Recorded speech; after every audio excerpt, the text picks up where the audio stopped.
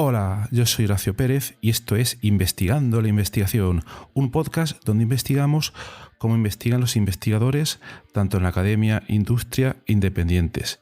Todo ello mediante entrevistas y debates abiertos, técnicas y estrategias para mejorar todas las partes del proceso investigador y, no menos importante, opiniones abiertas que espero llamen tu curiosidad y te hagan también reflexionar.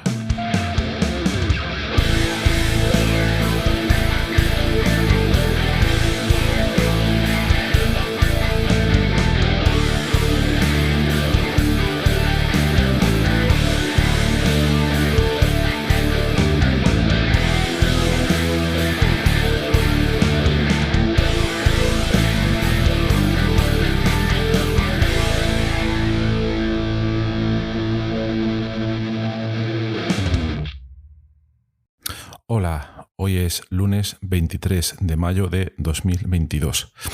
Bueno, en cuanto a las efemérides científicas investigadoras del día, tal día como hoy, tal 23 de mayo, nacía Juan Caramuel. Este señor, que nació en 1682, fue un filósofo, matemático, lingüista, arquitecto y además un monje español que se dedicó a una gran cantidad de cosas bastante interesantes, y entre una de ellas se comenta que fue uno de los primeros en anunciar el uso del sistema binario. Atención, mucho antes de que lo hiciera Leibniz, el famoso matemático alemán, pues este señor, según consta, fue uno de los primeros en haberlo desarrollado y fue citado en el libro de Donald Knuth, Knuth, que escribió un libro muy importante que se llama El arte de la computación científica, pues sí fue citado. Bueno, pues para que veáis que los españoles han hecho muchas cosas y que no siempre se les cita. Muy interesante. Bien, pues hoy tenemos, como todos los lunes, un programa de preguntas y respuestas. Ya sabéis, algunos oyentes envían algunas preguntas o comentarios, etcétera, sobre algunos de los episodios, y los que me da tiempo a contestar o los que veo que pueden ser más interesantes para la mayoría de la audiencia, pues intento responderlos. Entonces, el primero de ellas, Juana de Zaragoza, nos comenta: en el episodio 146 comentabas que uno de los mayores problemas de la inteligencia artificial está relacionado con los datos, y explicas por qué, das varios motivos, etcétera. Pero mi pregunta es, si los datos no fueran el principal problema, o si este no existiera, o si el dataset que te dieran fuera, digamos, perfecto, no tuviera ningún problema de precisión, de falta de datos, etcétera, ¿cuál sería el siguiente problema? Gracias. Bueno, la verdad que esta es una pregunta muy interesante. No es fácil de responder porque hay una gran cantidad de factores en juego, pero yo voy a comentar los que veo desde mi experiencia y desde mi punto de vista, que consideraría los siguientes a nivel de importancia. No son en orden de importancia, pero voy a nombrar dos o tres que me parecen especialmente relevantes una vez hubiéramos resuelto ese problema. El primero de ellos sería la cantidad de los datos y su, variabilidad. Me explico. Es decir, imaginaos que tenemos un dataset que tiene una cantidad relativamente pequeña o mediana de datos, pero donde esos datos cubren una variabilidad aceptable de la muestra que estamos estudiando. Os podéis imaginar, por ejemplo, que es un dataset que contiene información sobre una población determinada, y entonces en esa población tenemos gran variabilidad, mejor dicho, en ese dataset, y tenemos información sobre, vamos a suponer que estamos estudiando la altura y que tenemos datos sobre altura baja, altura mediana, altura alta, etcétera. Entonces, ahí se supone que no deberíamos tener ningún problema aparentemente a la hora de reproducir más tarde datos que dependieran de la altura. Pero vámonos al caso contrario. Vamos a suponer que nos dan una cantidad media o elevada de datos, pero todos corresponden a un subconjunto muy poco diverso de la muestra, que en este caso sería, imaginaos, datos que se refieren otra vez a la altura. Estamos otra vez en el mismo ejemplo, pero estamos en un intervalo determinado, por ejemplo, y además que normalmente tengan poca relevancia. Por ejemplo, adultos que tengan una altura entre 1,95 y 2 metros.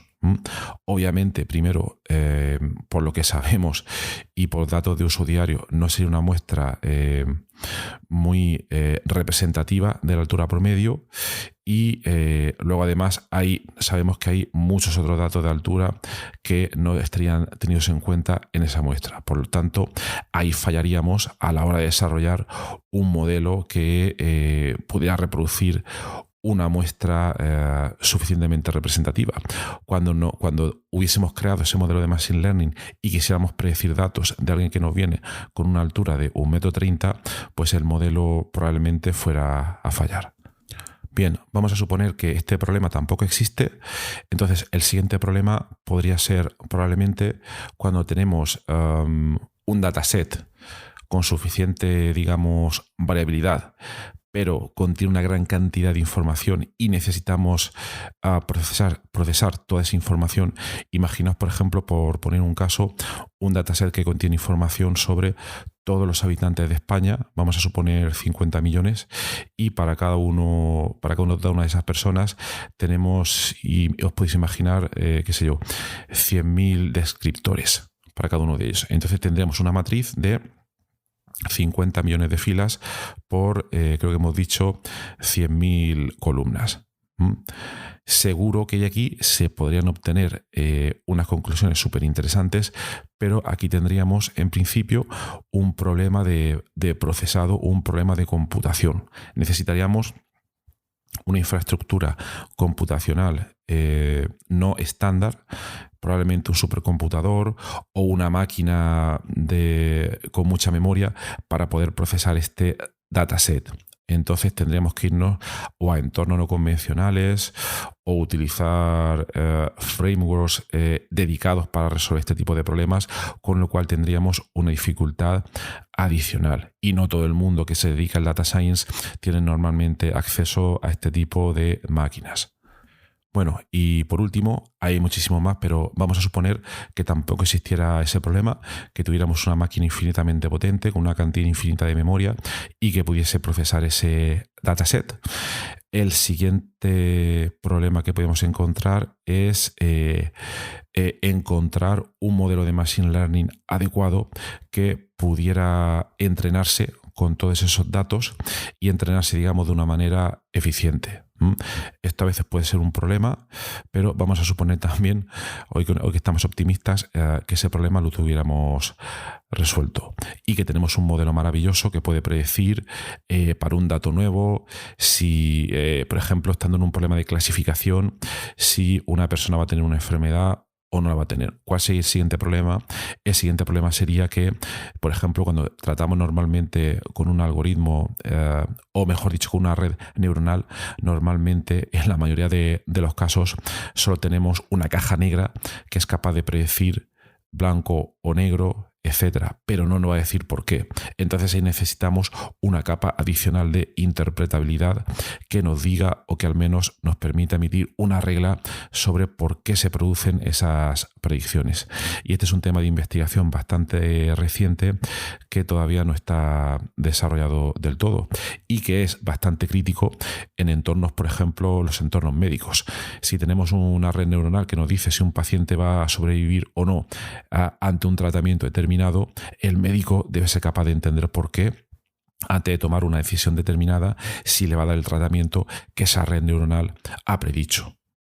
Entonces yo me quedaría de momento con estos problemas. Si los pudiéramos resolver, que no son pocos, todos estos que hemos comentado, seguro que luego vendrían otros más, pero serían menos relevantes. Entonces, bueno, no me quiero extender más, pero esos serían algunos otros de los problemas típicos que pueden surgir para que un proyecto de Machine Learning o inteligencia artificial, si lo queréis llamar así, pueda llevarse a cabo de manera exitosa.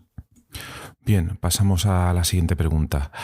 Ahora nos escribe Mario desde Castellón y hace una pregunta sobre el episodio 134 que fue publicado el 2 de mayo. El episodio se llamaba Mejora tu escritura con el desafío Sheep 3430. Y la idea de ese episodio era aplicar una metodología que nos forzaba a todos los días durante 30 días, es una especie de reto para que publicásemos de manera online y para que así además lo pudiera ver todo el mundo, un artículo, un texto, un ensayo, como lo queréis llamar, con una longitud mínima determinado. Entonces su pregunta es, ¿cuál es la mejor técnica para poder llevar adelante este desafío y no fallar en ello? Gracias. Bueno, pues esta pregunta, eso también es una pregunta súper interesante y bueno, yo creo que todo depende principalmente pues de cómo somos, ¿no? Habría que ver cada caso específico de qué bien o qué más se nos da la escritura, etcétera, pero yo creo que una respuesta general que le podría valer a todos sería la siguiente y que es la que intento aplicar yo. Es decir, nosotros para no poder fallar, voy a poner el caso opuesto. Vamos a suponer que vamos día a día, empieza el día y no hemos publicado nada y no tenemos ningún material que publicar. Entonces empieza el día y tenemos a partir de entonces 24 horas para publicar ese artículo. Bueno, pues tendríamos que hacer, es posible que durante algunos pocos días tengamos el suficiente ingenio o inspiración para poder escribir. Vamos a suponer que cada día hay que escribir una página y que publicarlo en Twitter o en Medium o en cualquier otra plataforma. Es posible que los primeros 5 días o 10 días pues pudiéramos publicar cosas y sin tener plan ninguno. Pero lo normal sería que acabásemos al final por una parte secos de ideas y por otra parte no solo secos de ideas, sino también un poco que la presión de ir publicando día a día se fuera incrementando hasta que llegara un momento en que no lo pudiéramos hacer. Por tanto, uno de los trucos más consabidos que lo utiliza bastante gente que participa en este tipo de competiciones es tener una especie de buffer de textos. Buffer quiere decir como una especie de colchón donde lo que hacemos es lo siguiente. Cada día tratamos de escribir el texto del día y además un número determinado que puede ser 2, 3 o 4 borradores de próximos textos. Es decir, no trabajamos únicamente en el episodio del día. El texto del día se basaría en realidad en algún borrador que previamente ya hemos ido trabajando a lo largo de los días anteriores.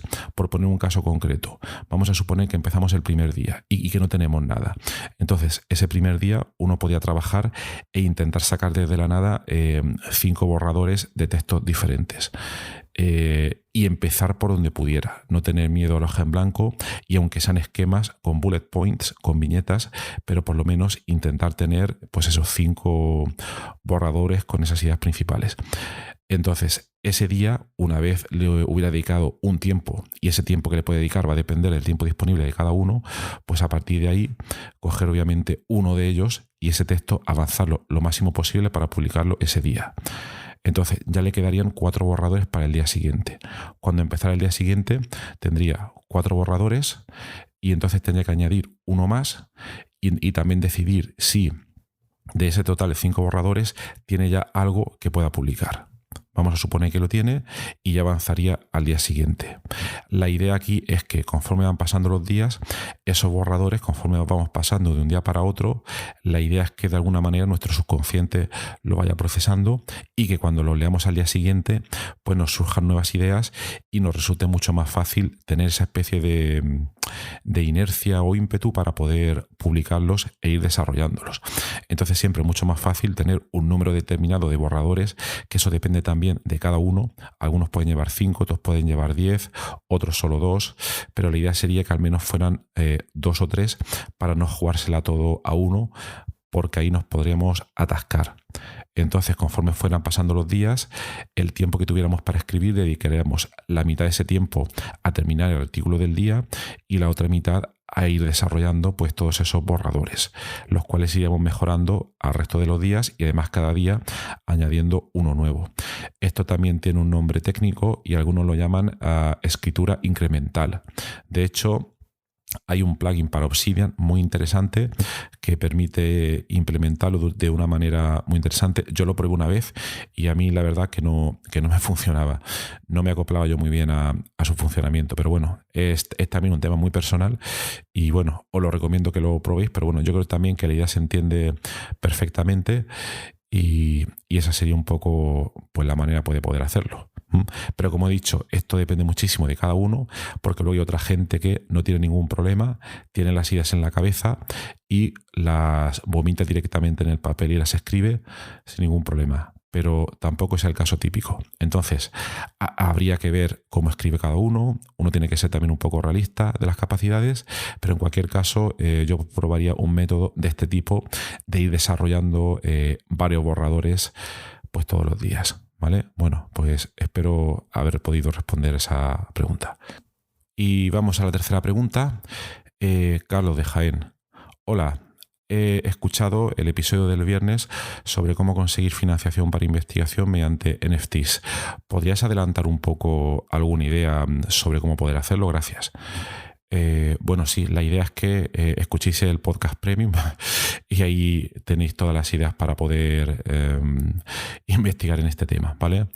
Y así además ayudéis al podcast, a su desarrollo, etcétera, etcétera, ¿vale? Que tampoco cuesta mucho, creo yo.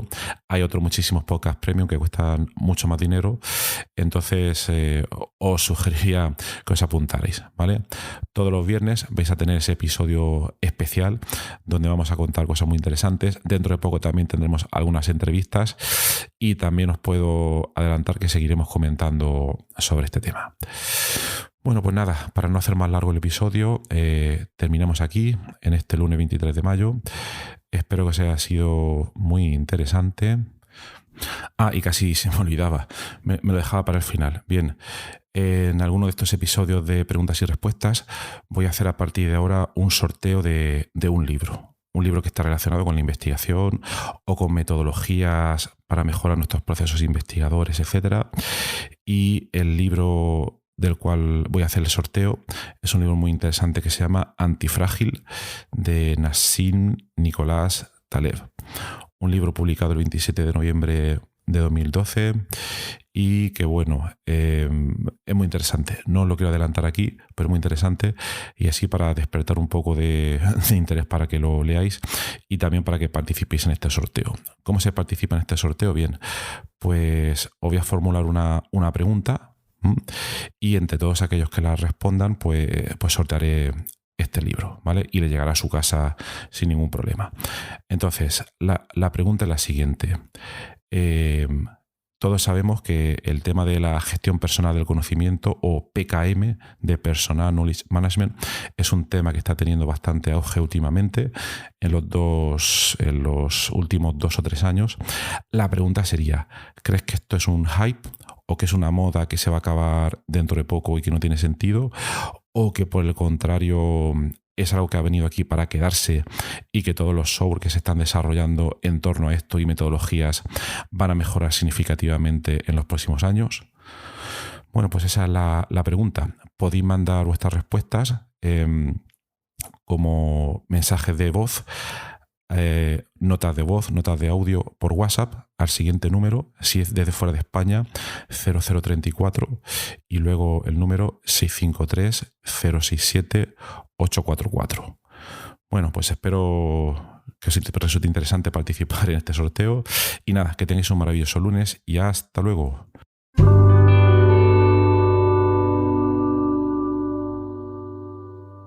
Muchísimas gracias por haber escuchado hoy este episodio del podcast Investigando la Investigación y también sobre todo gracias por haber llegado hasta aquí porque esto ya es el final del episodio del podcast. Si ya conoces el podcast y me conoces a mí, pues esta parte ya te la puedes saltar, pero si acabas de llegar al podcast y quieres saber un poco más sobre él, te recomiendo que te quedes solo un momento. En primer lugar, te voy a comentar quién soy y a qué me dedico. Mi nombre es Horacio Emilio Pérez Sánchez, a veces lo abrevio como Horacio Pérez, y soy de formación químico computacional. Actualmente estoy contratado en la Universidad Católica de Murcia, UCAM, donde me dedico a tareas de investigación. Soy actualmente el investigador principal del grupo de investigación en bioinformática estructural y computación de altas prestaciones, donde nos dedicamos a desarrollar métodos avanzados de descubrimiento de fármacos, a implementarlos en supercomputadores debido a la gran cantidad de cálculos que estos tienen que realizar, y además proporcionamos acceso a dichos métodos a través de servidores web o a través de otro tipo de herramientas bioinformáticas. Al mismo tiempo, aplicamos dichos métodos a problemas relevantes dentro del descubrimiento de nuevos fármacos, y los compuestos que descubrimos los patentamos y los licenciamos a diversas empresas. También soy docente en diversos grados en la UCAM, como puede ser el grado en farmacia, el grado en ingeniería informática y el grado en medicina. También trabajo por cuenta propia como autónomo, y ahí tengo 3 líneas principales de actuación. Una de ellas consiste en la asistencia o mentoría en temas de investigación académica e industrial, donde te ayudo a responder a las siguientes preguntas. 1. ¿Cómo conseguir que tus artículos científicos sean aceptados en revistas de alto impacto? 2. ¿Cómo conseguir que tus proyectos de investigación obtengan financiación en convocatorias competitivas nacionales e internacionales? 3.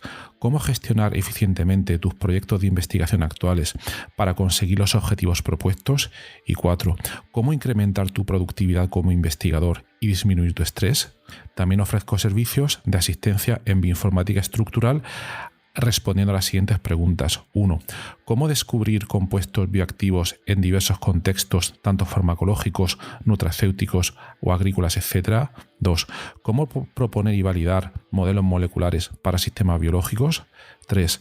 ¿Cómo acelerar drásticamente la ejecución de cálculos complejos y costosos? Y 4. ¿Cómo permitir que usuarios con conocimientos informáticos mínimos puedan acceder y sacar rendimiento fácilmente a herramientas científicas complejas? Y por último, también me dedico al desarrollo de diversas herramientas de software para temas de productividad, los cuales iré informando durante los diversos episodios de este podcast. En cuanto al podcast, como os podéis hacer quizás una idea si habéis llegado hasta aquí y habéis escuchado alguno de los episodios, mi intención e interés es divulgar la investigación que se hace en muy diferentes contextos, tanto a nivel académico como a nivel industrial, porque el tema de divulgación académica e industrial pienso que no se le da la suficiente importancia, y también el trabajo que realizan investigadores autónomos y diversos colectivos. Además, doy especial hincapié en el tema de la bioinformática estructural a la hora de divulgar también la investigación que realizamos en nuestro grupo. Por otra parte, también tratamos temas de productividad y todo tipo de herramientas que nos puedan ayudar a mejorar todos los procesos necesarios para poder realizar una investigación en condiciones y con un rendimiento adecuado. Si escucháis el primer episodio del podcast, que es en realidad el tráiler, ahí tenéis algunos detalles más, pero bueno, esa sería la idea principal. Por último, también quisiera mencionar que tenemos una comunidad de Discord organizada en torno al podcast. En la mayoría de las notas del programa, de los episodios, tienen los detalles para acceder a esta comunidad. Y es muy interesante porque ahora mismo tenemos unos 100 y pico de usuarios, de oyentes, que se conectan a la comunidad de Discord, y de ahí surgen diferentes conversaciones. Y por ejemplo, algunos episodios, como digo de memoria, el de ciencia de datos, el de la investigación en ciencia de datos, es uno de los que surgió ahí, pero también ha servido para que oyentes hayan realizado dentro de esta comunidad de Discord nuevos contactos a la hora de exponer intereses similares en temas tanto de investigación como de productividad y de diversos países de habla hispana. También me gustaría decirte que si te ha gustado el podcast, te agradecería muchísimo si lo pudieras sugerir a amigos, contactos que pienses les pueda llegar a interesar, o compartir a través de múltiples plataformas, ya sean las redes sociales, mensajería, WhatsApp, Telegram, Discord, etcétera, emails o cualquier otro medio. Asimismo, también ayuda mucho si en las diferentes plataformas donde se puede escuchar el podcast, como Spotify, Apple Podcasts, iVoox, etcétera, nos puede dar ahí 4 estrellas, 5 estrellas, etcétera, lo que tú veas necesario. Pues todo esto al final ayuda a que el podcast llegue a más gente. Y por último, si quieres ayudar a esta idea, si quieres ayudar al podcast económicamente, te agradecería te suscribieras a la versión premium del podcast. Tienes los detalles en los enlaces de las notas del programa, o puedes ir directamente a Anchor FM/Horacio-PS y ahí tienes todos los detalles. Y bueno, aquí se termina esta outro del podcast, un poco larga, pero me parecía necesaria para todos aquellos que lleguéis por primera vez. Y nada, de verdad, muchísimas gracias por escucharme y espero que os interesen los temas y que todo este contenido pueda ser beneficioso para todos los que lo escucháis. Muchas gracias y hasta otro episodio.